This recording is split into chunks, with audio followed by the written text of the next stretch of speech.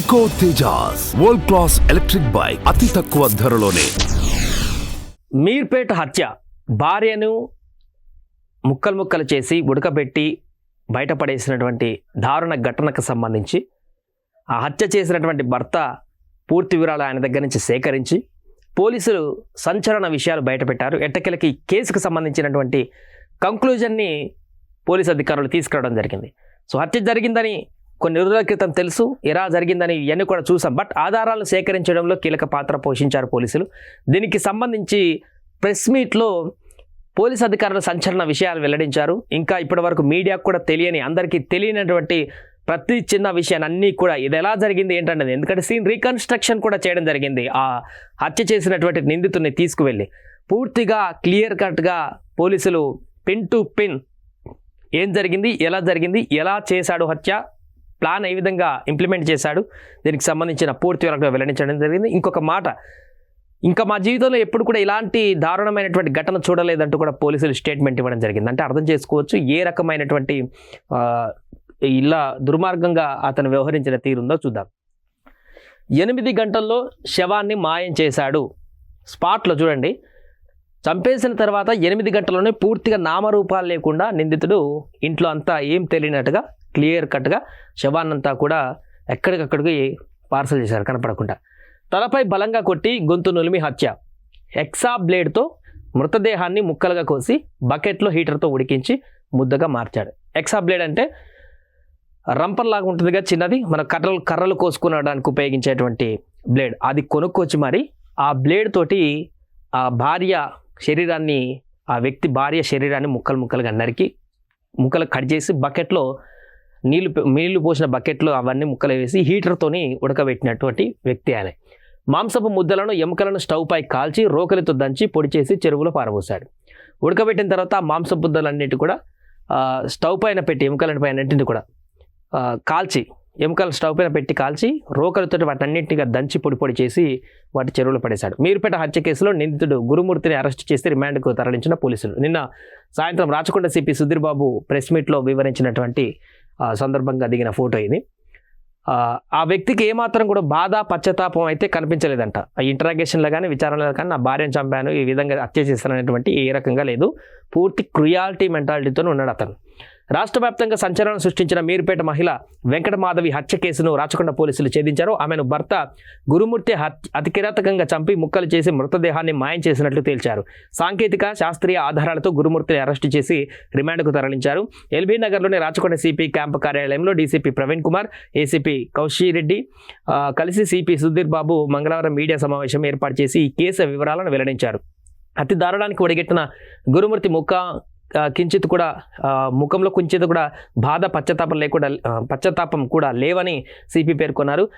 ఈ నెల 16న ఉదయం 8 గంటల సమయంలో గురుమూర్తి, వెంకటమాధవి మధ్య గొడవ జరిగింది.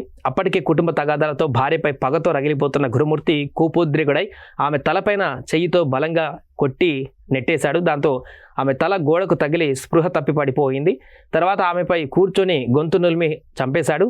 2 పిల్లలను అంతకు ముందు రోజే బడంగ్పేటలోని తన సోదరి ఇంటికి దగ్గర దించేసి వచ్చాడు. సో భార్య శవాన్ని ఆనవాళ్ళు కూడా దొరకకుండా మాయం చేయాలని గురుమూర్తి నిర్ణయించుకున్నాడు. మృతదేహాన్ని బాత్రూమ్ వద్దకు తీసుకువెళ్ళి ఎక్సా బ్లేడ్తో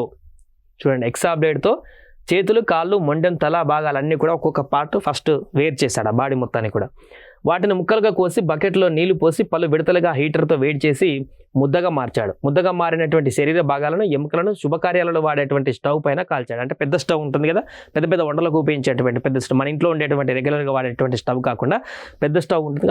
ఆ స్టవ్కి సంబంధించి దాన్ని మొత్తం ఉపయోగించి కాల్చాడు. బాగా నల్లగా కాలినటువంటి తర్వాత గుణపం, రోకలి బండతో దంచి పొడి చేశాడు. ఆ పొడిని బకెట్లో వేసుకొని మీర్పేట వద్ద పెద్ద చెరువులో పడేశాడు. ఉదయం 8 గంటలకు భార్యను చంపి గురుమూర్తి 2 గంటల పాటు మృతదేహాన్ని మాయం చేయడంపై కసరత్తు చేశాడు.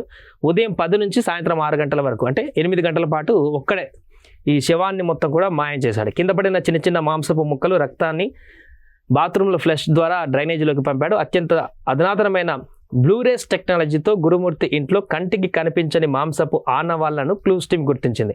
ఫోరెన్సిక్ ల్యాబొరేటరీలో పరీక్షల ద్వారా అవి వెంకటమాధవినేనని పోలీసులు నిర్ధారించారు. అది అంటే ఒక్కటి కూడా ఎలాంటి నామరూపాలు లేకుండా ఇంట్లో బ్లడ్ మార్క్ కానీ హెయిర్ కానీ ఇలాంటి ఆనవాళ్ళు లేకుండా పూర్తిగా మొత్తం ఆ శవానికి సంబంధించినంతా కూడా పొడి పొడి చేసి మొత్తం ఎక్కడికక్కడ చెల్లచెదరు ఎక్కడ దొరకకుండా క్లీన్ చేసాడు, అయిపోయింది. అందుకనే పోలీసులకు హత్య చేశాడని తెలుసు కానీ హత్య చేసినట్టుగా నిర్ధారించడం ఎలాంటి క్లూ లేదనేటువంటి ఒక ఆలోచన మొదట్లో వచ్చింది.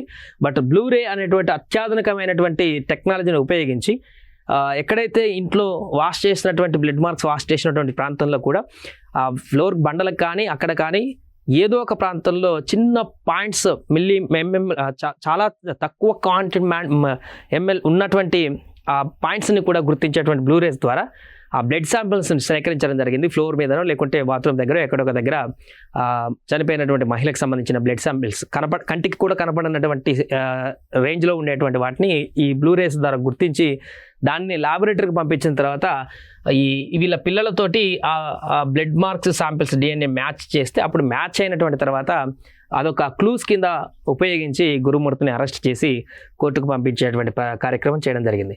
సో ఇది పింటూ మీన్ ఉదయం 6 గంటలకు ఈ యొక్క గొడవ 8 గంటలకు ఉదయం ఎర్లీ మార్నింగ్ గొడవ 8 గంటలకి అయ్యి భార్యను చంపేస్తే 2 గంటల పాటు ఏం చేయాలి దీన్ని అనేది సెర్చ్ చేసి ఉదయం 10 గంటల నుంచి మొదలు పెడితే సాయంత్రం 6 గంటల వరకు పూర్తిగా డెడ్ బాడీని మాయం చేసి ఇంట్లో ఇంకేం సంబంధం లేనట్టుగా సాయంత్రం 6 తర్వాత క్లీన్ చేసి ప్రశాంతంగా కూర్చున్నటువంటి వ్యక్తి గురుమూర్తి. ఆ తర్వాత అత్తమామలకు చెప్పి ఎటో వెళ్ళిపోయిందంటూ ఈ డ్రామా క్రియేట్ చేసి కేసుకు మళ్ళీ పోలీస్ స్టేషన్కి వెళ్ళినటువంటి సందర్భం. ఇది మీర్పేట కేసుకు సంబంధించినటువంటి ఫైనల్ కంక్లూజన్. దీనికి సంబంధించి ఈ ఆధారాలతో పోలీసులు కోర్టుకు వెళ్ళినటువంటి తర్వాత జడ్జిమెంట్ ఏ విధంగా వస్తుంది, ఇలాంటి వ్యక్తులకు ఏ రకమైనటువంటి పనిష్మెంట్ ఇవ్వబోతుంది కోర్టు అనేది చూడాలి. సుమన్ టీవీలో మీ పర్సనల్ అండ్ బిజినెస్ ప్రమోషన్స్ కోసం కింది నెంబర్కి కాంటాక్ట్ చేయండి.